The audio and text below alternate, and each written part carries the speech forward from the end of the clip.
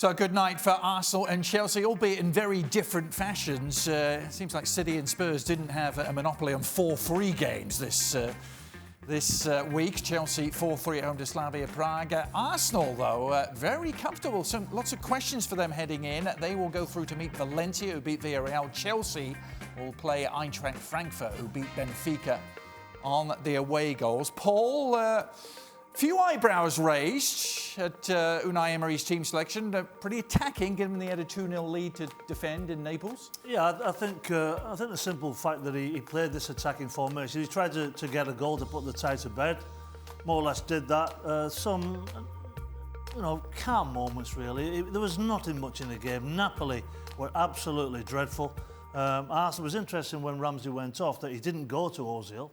He went to Mkhitaryan, so maybe he doesn't trust him in those type of big games, which is an interesting aspect, but never really in any trouble. So now, Sid, I'll bring you in on this. It sets up Arsenal and Valencia in that Europa League semi-final. Give us a sense of just how dangerous Valencia are. What sort of threat do they pose to the Gunners?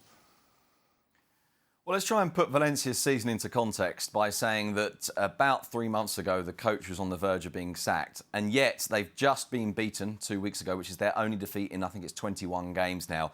Even during that bad run, they weren't getting defeated. They were drawing loads of games. They're one game away from a La Liga record for number of draws. They were finding their way through in two-legged ties. They're in the final of the Copa del Rey against Barcelona. And they're a team that counter-attack extremely well and extremely well organised. What was happening earlier in the season is they were missing extraordinary numbers of chances. And you were getting situations in which post-game, Marcelino, the manager, was sitting before the journalists and just kind of shaking his head and saying, I can't explain this. I cannot explain this. I've never lived a season like it. I've never seen anything like this. And then what happened was bit by bit, the goals came back. And they're now on course potentially for that final Champions League place, 3 points off. And they will be a very, very difficult side indeed for Arsenal to deal with if they are able to defend deep and run counter-attacks. And I think Arsenal obviously will be very well aware of that. Unai Emery, of course, knows Spanish football very well, will know Valencia very well, and indeed knows Marcelino very well. But I think Valencia are genuinely a good side. And I think the fact that they didn't look so good early in the season was partly circumstantial. What was strange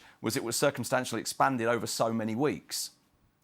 Meanwhile, Chelsea getting past Slavia Prague, albeit by a fairly narrow margin in the end, Ali. What did you make of the team that Sarri put out and their performance? Well, what I made is that Chelsea was dominating this game. They were 4-1 up, and then they decided to say, you know what, that's it. We're done. Game over, and parking brake is on. We're just going to try to knock the ball around. And Slavia Prague, they continue to play. And in doing so, they scored a couple of goals, made it interesting. But I think big picture for Chelsea, you go through, it wasn't pretty in the end.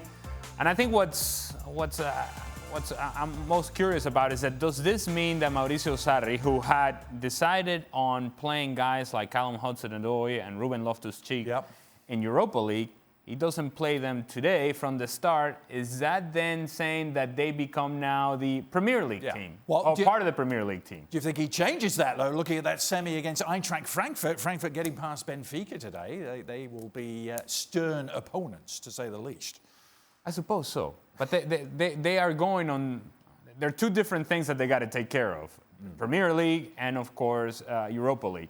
If I were him, I would be putting out my strongest team regardless, because I think you have a real path here in Europa League to make it into Champions League, whereas it seems a little bit more complicated and not nearly as straightforward in the Premier League. As Ali says, they were cruising, particularly in the first half. They came out the blocks really fast.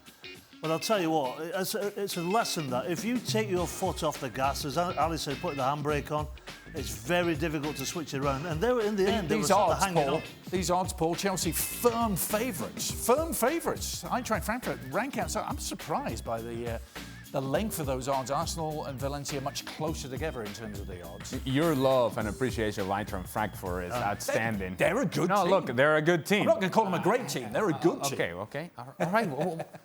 What do you want me to do? You're an ultra for Eintracht Frankfurt? What do you want me to tell you? All I can... If you're going to pick out favorites here, you have to think that it's Chelsea and Arsenal. But Valencia is a dangerous team. Yeah. Eintracht Frankfurt is a dangerous team. And what may also happen here is that if Arsenal and Chelsea both are paying attention to what's going on in the Premier League and their need to get in the top 4, if they take the eye off the ball of Europa League, then they may be punished. I don't think that's going to happen because once you get into the semifinals, look, you have a real opportunity of winning this. Maybe easier to qualify for the Champions League via the Europa League. This is how... That's what I just said, Adrian. If you had listened to me, that's exactly what I just said. For more, sign up now for ESPN Plus.